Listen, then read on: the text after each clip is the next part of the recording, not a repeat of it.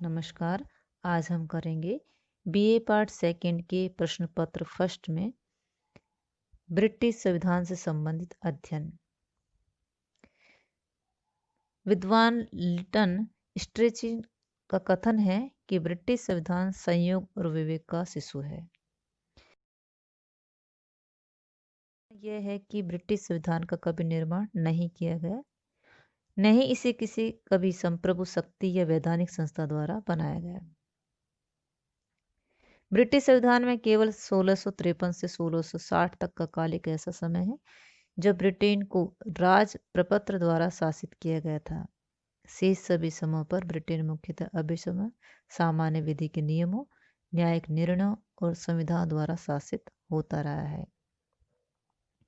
Britain में राजनीतिक संस्थाओं के सुधार के लिए अनेक बार गंभीर राजनीतिक संकट उत्पन्न हुए हैं, परंतु कभी भी औपचारिक या निर्मित संविधान की मांग नहीं की गई। इसका कारण यह है कि ब्रिटिश लोग व्यवहारिक हैं और सिद्धांतवादी नहीं। वे कानूनी नियमों और संरक्षण पर कम निर्भर करते हैं, राजनीतिक एवं लोकतांत्रिक सिद्धांतों पर अधिक निर्भर करते हैं। उन्होंने अपने राजनीतिक दर्शन को कभी मूल विधि या संविधान का रूप नहीं दिया, बल्कि महत्वपूर्ण घटनाओं के विशेष परिणामों को विधि का रूप देने के लिए संविधि का सहारा लिया। यह है कि ब्रिटिश लोग स्वभाव से रूढ़िवादी हैं। वे क्रांतिकारी या मूल परिवर्तनवादी नहीं हैं। वे राष्ट्र की प्राचीन संस्थाओं में विश्वास करते हैं। ब्रिटिश संविधान का विकास आकस्मिक नहीं हुआ, इसका विकास शताब्दियों में धीरे धीरे हुआ है और आज भी इसके विकास की प्रक्रिया जारी है। मुनरो का कथन है कि ब्रिटिश संविधान एक पूर्ण वस्तु नहीं, बल्कि यह एक विकास की प्रक्रिया है। यह बुद्धिमत्ता और संयोग का शिशु है, जिसके मार्ग को कभी आकस्मिक घटना और कभी उच्च कोटि की योजना ने प्रदर्शित किया है। इस प्रकार ब्रिटिश संविधान संयोग और विवेक का शिशु है। इस कथन के दो भाग, फर्स्ट संयोग का शिशु, दूसरा विवेक का शिशु, दो भाग में करके हम इसको स्पष्ट रूप से व्याख्या कर सकते हैं, समझ सकते हैं। संयोग का शिशु फर्स्ट लेते हैं हम। संयोग का शिशु, इसका मतलब यह है कि ब्रिटिश संविधान आकस्मिक घटनाओं या अप्रत्याशित अवसरों का शिशु है। वस्तुतः ब्रिटिश संविधान की सभी महत्वपूर्ण राजनीतिक संस्थाओं का विकास संयोग से हुआ है, इसकी रचना नहीं की गई। इसके प्रमुख उदाहरण हम इस प्रकार ले सकते हैं। फर्स्ट नंबर पर लेते हैं द्विसदनात्मक व्यवस्थापिका। विश्व के अधिकांश देशों ने ब्रिटेन का अनुसरण करते हुए द्विसदनात्मक प्रणाली को अपनाया है, परंतु ब्रिटेन में यह प्रणाली किसी सोच विचार या सुनिश्चित योजना का परिणाम नहीं, अपितु इसका विकास संयोग से हुआ है।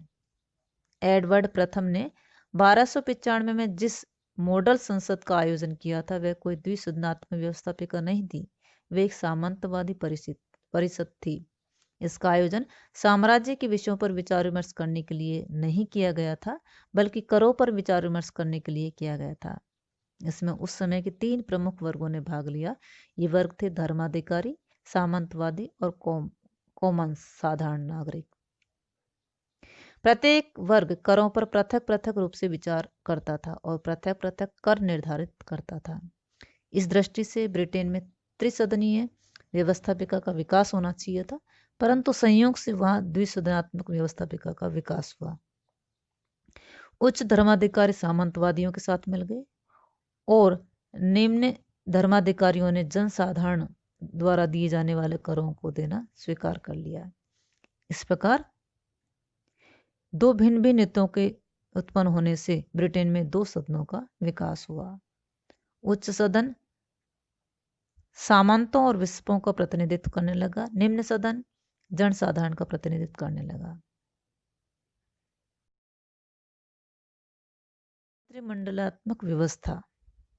ब्रिटेन में मंत्रिमंडल का विकास क्रमिक, संयोगवश एवं परिस्थितियों के परिणाम स्वरूप हुआ और इसके विकास की प्रक्रिया अभी भी बनी हुई है। इसका विकास विभिन्न चरणों में हुआ, जिसका हम इस तरीके से क्रमबद्ध तरीके से अध्ययन कर सकते हैं।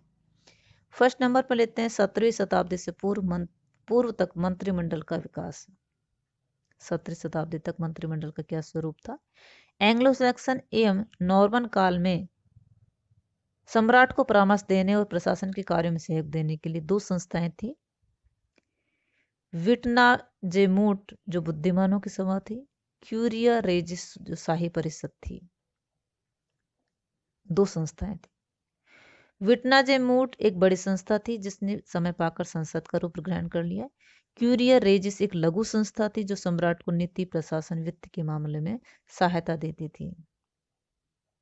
सम्राट एडवर्ड VI के काल में क्यूरिया रेजिस ने प्रीवी काउंसिल का नाम ग्रहण कर लिया और आधुनिक मंत्रिमंडल इसी प्रीवी काउंसिल का शिशु है। नेक्स्ट चरण है 17वीं शताब्दी में मंत्रिमंडल का विकास।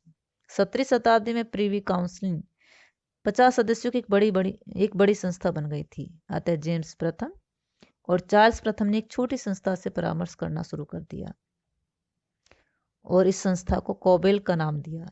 इस शब्द को सम्राट के परामर्शदाताओं किलफर्ट्स, ओलिंगटन, बकिंघम, एसले तथा लॉर्डाडेल के प्रथम अक्षर को लेकर गढ़ा गया था और बेकन ने पहली बार कोबेल के स्थान पर कैबिनेट शब्द का प्रयोग किया था और इस लघु समिति का अस्तित्व आज भी विद्यमान है। कोबेल किसी रूप में आधुनिक कैबिनेट के समान नहीं थी। वह एक लोकप्रिय संस्था नहीं थी। नहीं उनके सदस्यों में एकरूपता का अभाव था। एक तरीके से वे संसद के प्रति उत्तरदायित्व भी नहीं होते थे। नहीं अपने पद पर बने रहने के लिए उन्हें संसद के विश्वास की आवश्यकता थी। कैबिनेट की इन सब विशेषताओं का विकास चार्ल्स द्वितीय और विलियम तृतीय के शासनकाल में हुआ। जब चार्ल्स द्वितीय के शासनकाल में ऑफ डेनबी पर महाभियोग लगाकर उसे कारावास का दंड दिया तो इससे मंत्रिमंडलीय उत्तरदायित्व की प्रथा का विकास हुआ। जब 1695 में विलियम तृतीय ने ह्वीग दल से मंत्रिमंडल का निर्माण किया तो इससे मंत्रिमंडलीय सजातीयता के सिद्धांत का विकास हुआ। उस समय ह्वीग का कॉमन सभा में बहुमत था। अतः इस प्रथा का भी विकास हुआ कि मंत्रिमंडल का निर्माण कॉमन सभा में बहुमत प्राप्त दल के सदस्यों से होना चाहिए। नेक्स्ट है 18वीं शताब्दी में मंत्रिमंडल का विकास। इस काल में मंत्रिमंडल संबंधी दो महत्वपूर्ण प्रथाओं का विकास हुआ। मंत्रिमंडल की बैठकों में संप्रभु की अनुपस्थिति और दूसरा प्रधानमंत्री के पद का विकास। जॉर्ज प्रथम ब्रिटिश रीति रिवाजों, अंग्रेजी भाषा, ब्रिटिश राजनीति से अनभिज्ञ थे। अतः उन्होंने 1714 से मंत्रिमंडलों की बैठकों में अनुपस्थित रहना शुरू कर दिया। जॉर्ज द्वितीय और तृतीय भी मंत्रिमंडल की बैठकों में उपस्थित नहीं हुए। अतः संप्रभु की अनुपस्थिति में कैबिनेट की जिस प्रमुख सदस्य ने उसकी बैठकों की अध्यक्षता की उसने समय पाकर प्रधानमंत्री का रूप ग्रहण कर लिया। सर रॉबर्ट वॉलपेल पहले प्रधानमंत्री थे। वॉलपेल ने प्रधानमंत्री के पद को संगठित और सुदृढ़ किया। जब 1742 में संसद ने मंत्रिमंडल की नीतियों का समर्थन नहीं किया तो वॉलपेल ने त्यागपत्र देकर इस प्रथा को शुरू कर दिया कि संसद में पराजित मंत्रिमंडल को त्यागपत्र दे देना चाहिए। नेक्स्ट चरण है 19वीं शताब्दी में मंत्रिमंडल का विकास। इस काल में मंत्रिमंडल शासन की शक्ति का वास्तविक केंद्र बन गया। सन 1832 के अधिनियम तथा बाद के अधिनियमों ने सम्राट की शक्तियों पर प्रहार किए। मताधिकार के विस्तार ने तथा राजनीतिक दलों के विकास ने दलीय अनुशासन और नियंत्रण को जन्म दिया, जिसने मंत्रिमंडल की शक्तियों को और शक्तिशाली बना दिया है। संसदीय बहुमत, राजनीति, सजातीयता, सामूहिक उत्तरदायित्व जैसे सिद्धांतों का विकास भी इसी काल में हुआ। प्रधानमंत्री बहुमत दल के नेता होने के कारण मंत्रिमंडल निर्माण, पोषणकर्ता और संहारकर्ता बन गए। 20वीं शताब्दी में मंत्रिमंडल का विकास। इस काल में मंत्रिमंडलीय सचिवालय, विभागहीन मंत्रियों की व्यवस्था, विशेषज्ञ समितियों की व्यवस्था, मंत्रिमंडल समितियों की व्यवस्था, राष्ट्रीय आपात के समय संयुक्त मंत्रिमंडलों की व्यवस्था आदि संस्थाओं का विकास हुआ।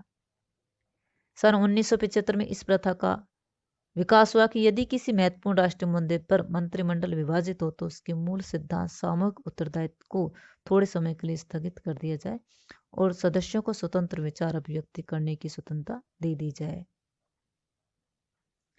नेक्स्ट चरण है सीमित या वैधानिक राजतंत्र। ब्रिटेन में संवैधानिक राजतंत्र का विकास भी क्रमिक रूप से हुआ है।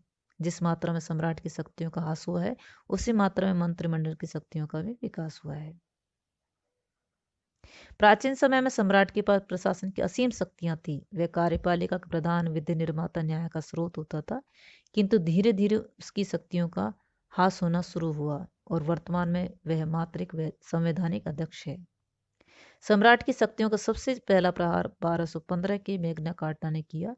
इसने इस संवैधानिक व्यवस्था पर बल दिया कि देश का कोई कानून है जिसे सम्राट और साधारण नागरिक दोनों मानने के लिए बाध्य हैं। यदि सम्राट उसकी उल्लंघना करता है तो उसे बाध्य किया जा सकता है। इस तरह मैग्ना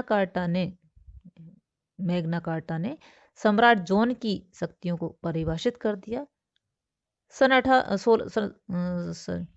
सन 1628 को अधिकार याचिका ने इस संवैधानिक व्यवस्था को स्थापित कर दिया कि सम्राट संसद के अधिनियमों के बिना कर नहीं लगा सकता, विशेष अधिकारों के अंतर्गत किसी व्यक्ति को बंदी नहीं बनाया जा सकता और शांति काल में फौजी कानून लागू नहीं किया जा सकता। सन 1832 के सुधार अधिनियम तथा अन्य अधिनियमों ने सारी स्थिति को बदल दिया। आज संप्रभुता निर्वाचन मंडल के पास है, संप्रभु के पास नहीं। आज संप्रभु ध्वज मात्र है। संक्षेप में हम कह सकते हैं कि संप्रभु ने अपने आप को प्रजातंत्र के हाथों बेच दिया। इस प्रकार हम कह सकते हैं कि ब्रिटिश संविधान आकस्मिक घटनाओं का परिणाम है। ब्रिटिश संविधान के बारे में संयोग और विवेक का शिशु कहा जाता है। तो दूसरा स्टेप आता है अपना विवेक का शिशु। अभी तक उपरोक्त अपने जो किए वो है संयोग के शिशु। और विवेक के शिशु में क्या क्या चीजें इसके संविधान में सम्मिलित हैं। ब्रिटेन में कुछ राजनीतिक संस्थाएं ऐसी हैं जिनमें बड़े सुनियोजित ढंग से सुधार किए गए और लागू किए गए और ये सुधार विवेक सम्मत है।